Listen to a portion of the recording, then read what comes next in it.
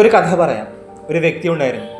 No money, no investors, ചീപ്പ് ഫോണും വലിയ സ്വപ്നവും മാത്രം.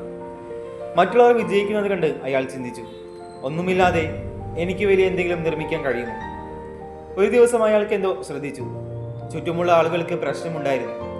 സുഹൃത്തിന് നല്ലൊരു ലോഗോ ഡിസൈനിന് കണ്ടെത്താൻ കഴിഞ്ഞില്ല. തൻ്റെ ഷോപ്പ് ഓൺലൈൻ പ്രൊമോട്ട് ചെയ്യാൻ അമ്മാവൻ പാടുപെട്ടു. ടൈലർ ഒരു വെബ്സൈറ്റ് ആവശ്യമായിരുന്നു, പക്ഷേ എവിടെ തുടങ്ങണമെന്ന് അറിയില്ലായിരുന്നു. അതായിരുന്നു അദ്ദേഹത്തിൻ്റെ ലൈറ്റ് ബൾബ് നിമിഷം.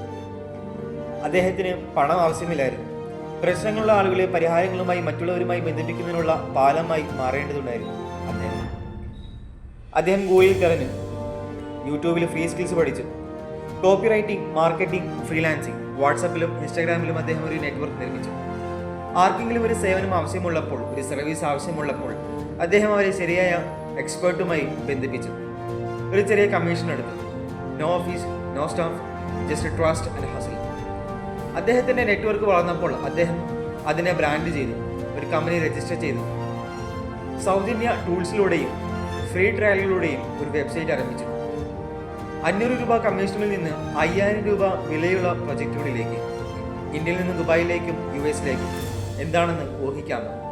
3 വർഷത്തിന് ശേഷം ദശലക്ഷക്കണക്കിന് സമ്പാദിക്കുന്ന ഒരു ഡിജിറ്റൽ ഏജൻസി അദ്ദേഹത്തിനുണ്ടായി. എല്ലാം കാരണം അദ്ദേഹം 0-ൽ നിന്നാണ് തുടങ്ങിയത്. പക്ഷെ വീണ്ടും വീണ്ടും മൂല്യം നൽകി. അതിനാൽ പണത്തിനായി കാത്തിരിക്കരുത്.